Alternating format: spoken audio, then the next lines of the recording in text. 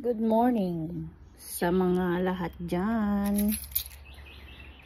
Tatanim tayo ng Tatanim tayo ng sibuyas.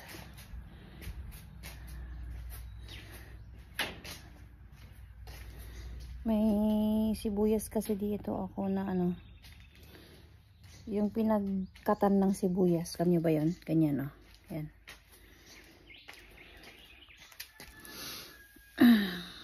Try nating dito. Itanim din ha.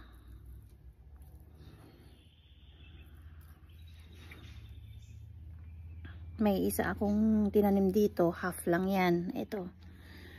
Ayan yan. Yung kalahati nilagay ko sa ulam. Yung kalahati nilagay ko dyan. Tinanim ko ulit. Malit pa yan dati, ganyan. Pero ngayon, tingnan nyo na. May sibol na siya. Yan. So, ito ulit, tatanim ko. Para naman may anihin ba. Hindi lang yung bili ng bili. Kasi mahal. Mahal dito. Hindi ka pa nakakabili ng isang piraso. Kung hindi, isang bundle lang ang bibilhin mo.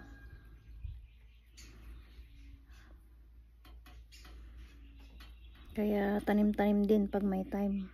Ganyan. Pwede na ulit magtanim kasi hindi na winter.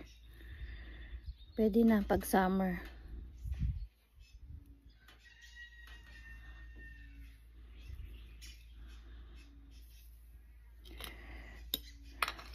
Sabi nila, pag malamig yung kamay mo, makakatanim ka. Ayan eto, natanim naman. Dala yan ni Daddy Kano. Yan. Dala yan ni Daddy Kano. Lantana yan nung pinunta niya dito. Lantana. Pero tingnan mo naman, umusbong na. Ayan na yung bago niyang mga dahon. Pati ito. Dati walang bulaklak yan. Pag naarawan, may bulaklak. Ayan magkakaroon siya ng bulaklak. Uusbong yan. Dala niya yan, dala niya. Dala niya. Eto. Nakita kasi niya sa nakita niya sa ewan ko ba sa parking bay yata, ganun. Eto naman. May mga naka-ready na tayong gagamitin para sa mga seedlings. Para kung pwede nating itanim dyan. Kasi mostly silang naaarawan kesa dito. Kesa kasi dito.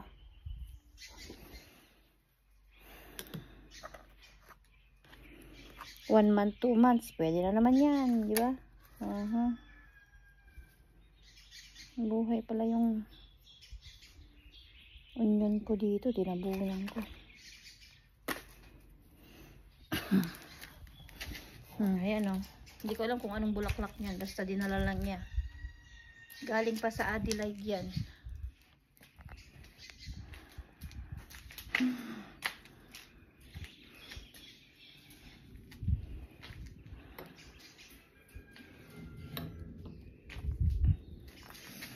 Ito na yung pipino na natin. Pipino. So, pwede nang itanim. Pag malaki-laki na, pwede na siyang itanim. Pwede na siyang dyan. Bili pa kami ng fence. Parang ganyan. Para dyan siya mag-climb.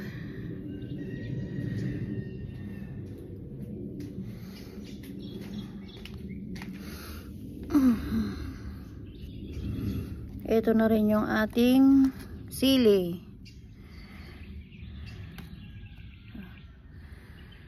Pwede na natin naman yan itanim.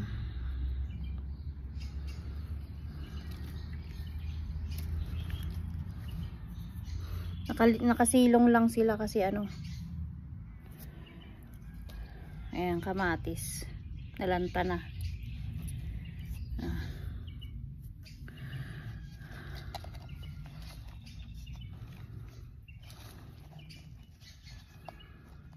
Okay lang yan.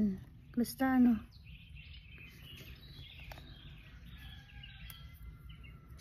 May pagtataniman na space ba? Di ba?